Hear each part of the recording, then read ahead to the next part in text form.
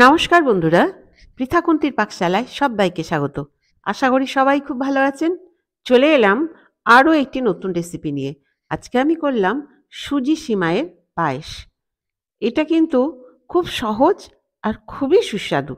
তাহলে চলুন দেরি না করে দেখিয়ে দেই এই পায়েসটি আমি কি করে করলাম। তাহলে চলুন শুরু করি। এখানে আছে 1.5 লিটার দুধ।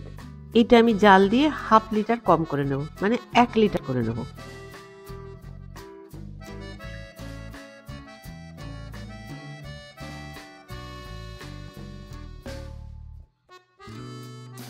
দুধটা ফুটতে থাক, এদিকে আমি সিমাই আর সুজিটা একটু ভেজে নিই।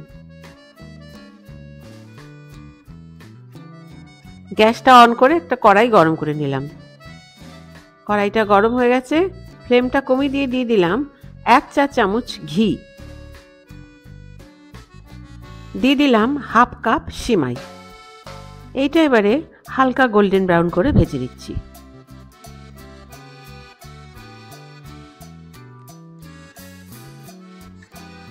সেমাইটা ভাজা হয়ে গেছে, এবার একটা বাটির মধ্যে আমি তুলে নেব।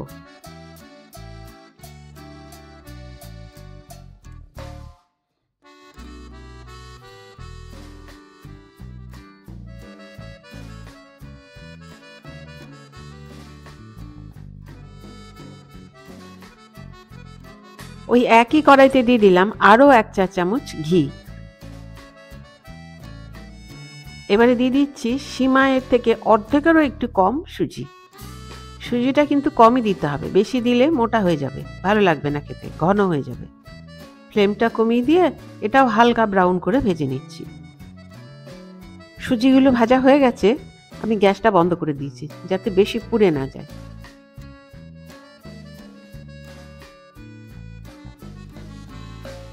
সুজিটা একটা বাটিতে তুলে নিয়েছি।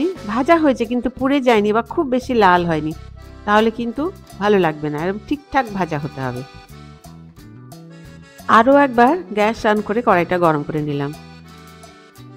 দিয়ে দিলাম সামান্য পরিমাণে ঘি, প্রায় 1/2 চামচ মতো। এবারে আমি এই ছোট্ট এক বাটি কাজু বাদাম ভেজে নিচ্ছি, হালকা ব্রাউন করে ভেজে নেব।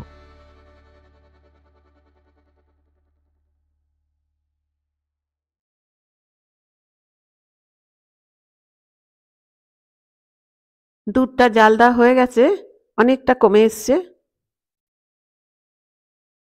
এইবারে এর মধ্যে দিয়ে দিচ্ছি আমি 2টো তেজপাতা। খুব ভালো করে নেড়ে নিলাম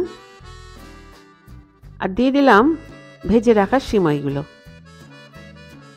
সিমাইটা যখন প্রায় হয়ে আসবে সেই সময় দেব সুজি। মিডিয়াম ফ্লেমে প্রায় 4 মিনিট আমি এটা ফুটিয়ে নিলাম। এবারে দেখছি, চেক করে নিচ্ছি সিমাইটা সেদ্ধ হলো কি হলো না। সিমাইটা একটু বাকি আছে, আর একটু হবে। ঠিক এই সময় আমি দিয়ে দেব ভেজে রাখা সুজি। দিয়ে দিলাম ভেজে রাখা সুজি। সুজিটা দিয়ে কিন্তু সঙ্গে সঙ্গে নেড়ে নিতে হবে, না হলে অনেক সময় দলা হয়ে যায়।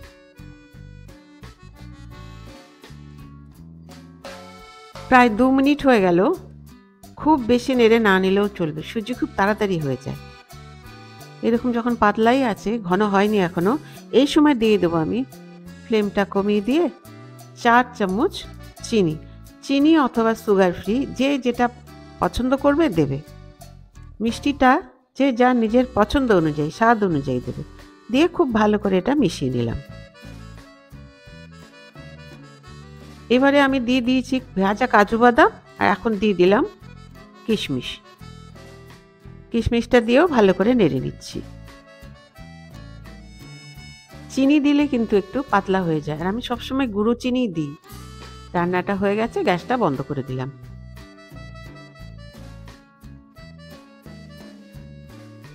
ওপর থেকে দিয়ে দিলাম 1/2 চা চামচ ছোট এলাচের গুঁড়ো। দিয়ে এটাও মিশিয়ে নিচ্ছি, একটু নেড়ে নিলাম।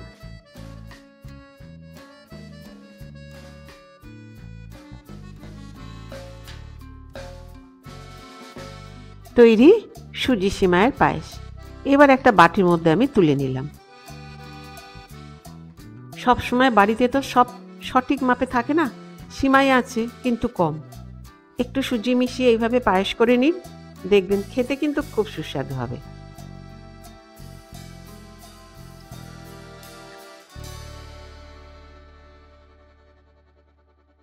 ওপর দিয়ে একটু কাজু আর কিশমিশ দিয়ে গার্নিশ করে দিচ্ছি। ভাজা কাজু কয়েকটা রেখে দিয়েছিলাম, সেই ভাজা কাজু আর কিশমিশ দিয়ে গার্নিশ করে দিচ্ছি।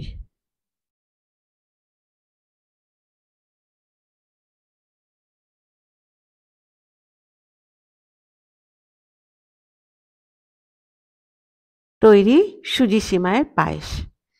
এটা একদম ঠান্ডা হয়ে গেছে কিন্তু। দেখিয়ে দিচ্ছি ঠান্ডা হয়ে গেলে কিরকম হয়, কতটা জমে যায়। একদম ঠান্ডা।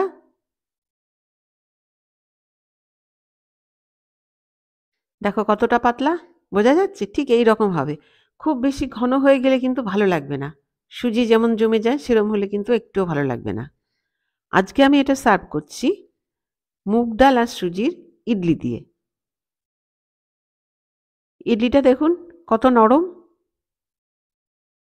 ইডলি নরমালি চাটনি অথবা সাম্বার দিয়ে খান, কিন্তু একবার এইভাবে পায়েস দিয়ে খেয়ে দেখুন, খুব ভালো লাগবে খেতে, বেশ লাগে।